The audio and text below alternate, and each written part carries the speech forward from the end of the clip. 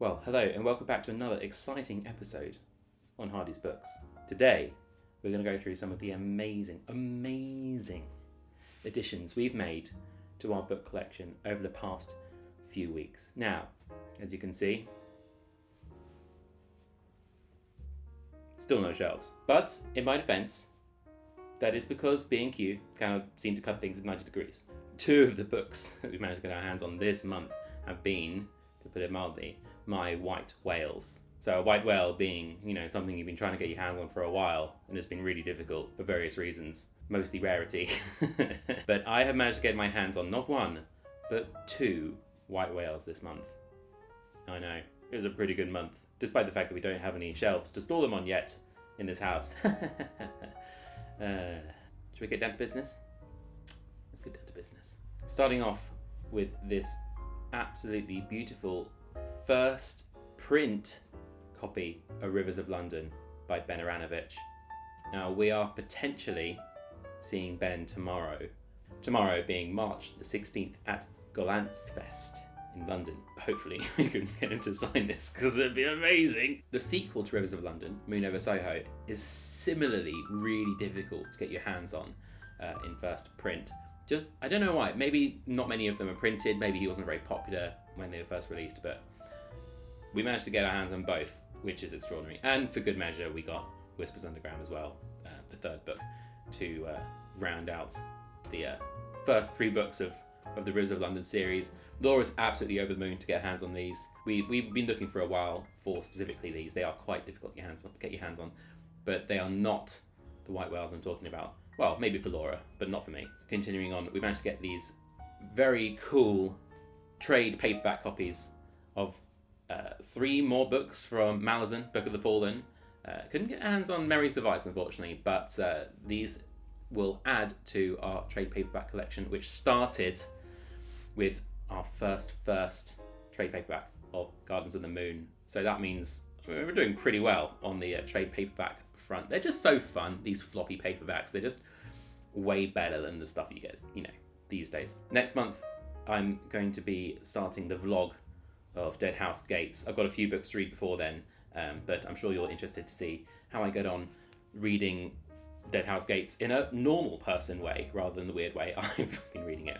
So carrying on, we've got this Goldsborough copy of Age of Ash by Daniel Abraham, who I just discovered is one of the two authors that makes up the eponym James S.A. Corey, who wrote the Expanse series, which is really cool. I had no idea about that. Very keen to give this one a go. To find this as cheap as I did, it was £5, which is extraordinary because, these Goldsborough books, they cost a fair amount if you're subscribed to them. And, this is not an unpopular book. So, this was a really good find. Okay, so here's something cool.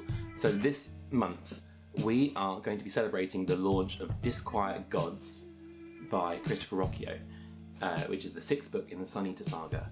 And to celebrate, we are going to be giving away Empire Silence, the first book in the series, the first UK hardback. All you need to do is watch us in March and first bit of April, where you will find in one of our videos a secret code word. Is that code word out yet? Who knows? Maybe you'll just have to watch us. And all you need to do is put that in a little form and enter your email address and you'll be entered into the prize draw. And if you win, we'll contact you. More information is available on the form, so go check it out. So I mentioned Golantzfest, and while we might not get to meet Ben Aaronovitch one-on-one, we do get 15 to 20 minutes, we've been promised, with Lord Grimdark himself, Joe Abercrombie, one-on-one, which is just, I'm so excited. I'm fangirling already, got no idea what I'm going to say to him. So hopefully we can fill the conversation by getting him to sign all of our books. And in preparation for meeting Joe, we wanted to see if we could get something pretty rare that he could sign for us. And we did stumble across this. This is a first print of the Blade itself, which is really difficult to get your hands on.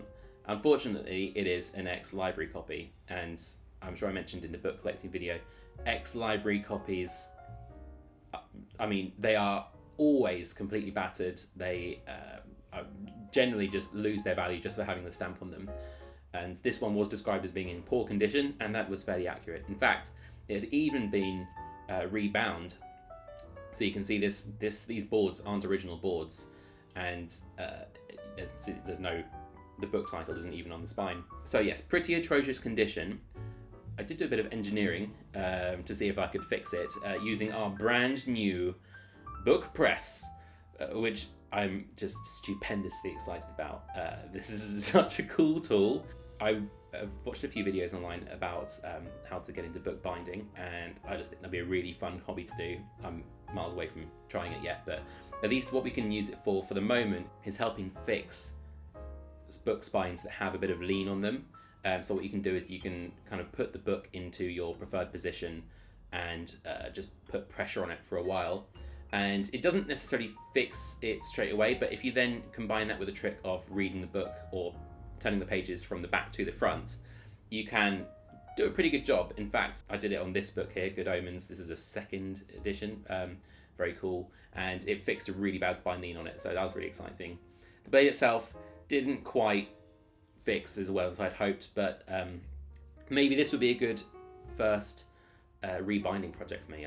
Just to compare, so these books were also reprinted in 2022, and if you find one in the wild, this is how you know if you got a first edition or a second edition.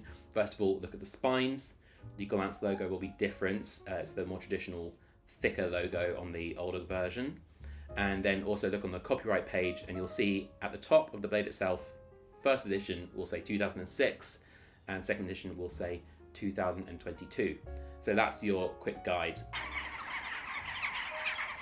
We also managed to get our hands on some early UK hardbacks of the Wheel of Time series. So we got Eye of the Worlds right here, and we got The Great Hunt. So these are the first two books in Wheel of Time series. These are both reprints, but they have been kept in pretty good condition. The binding is a little bit dodgy, but for the most part, I mean, the colours are still vibrant, there's no fading, and they look gorgeous on the shelf. Now, I know I've been collecting US hardbacks of these, so they will just have to exist alongside them, and I'm just going to have to get over it. Let's get on to the white whales. Let's start with this one. So last year, I read Something Wicked This Way Comes by Ray Bradbury, and it was a real experience. I'd never read any Bradbury before. Laura's a big fan of Fahrenheit 451. This was my first Bradbury experience, and this book is a true piece of art. The first UK edition had this absolutely gorgeous dust jacket, these pastels, this gorgeous vibrant yellow. I've been looking for this for ages. In fact, when we were designing the Hardy's Books website, this was kind of one of the books that I used in all the mock-ups. Just imagining us getting our hands on it. Finally, we did it. And if you turn over to the copyright page, you can see this is actually a second print, but it doesn't matter. It doesn't matter to me. It just looks so gorgeous that whatever print it is, it doesn't really matter to me. And the second, well, what can I say? Equal Rights. This is my favourite Terry Pratchett book. And if you watch the book collection video, you'll know I'm missing two signed Terry Pratchett's from my first edition signed collection, and one of them was Equal Rights. And now I finally have it. This one was sold to us to an excellent bookseller and friend, Jonathan Frost, who is just, one of the best in the business, in my opinion. He's just such a nice guy to talk to. He helped us when we were setting up our shop with some advice. Just such a nice, amiable guy. And he had this one for sale. And I said to him, I'll have that, please. Finally, that means that we are we are one book away from having the entire Discworld catalogue that was released while Terry was alive signed, which is, it's a life's work. It's a life's work, and to feel like it's getting close to completion is kind of scary. Like, what am I going to do next?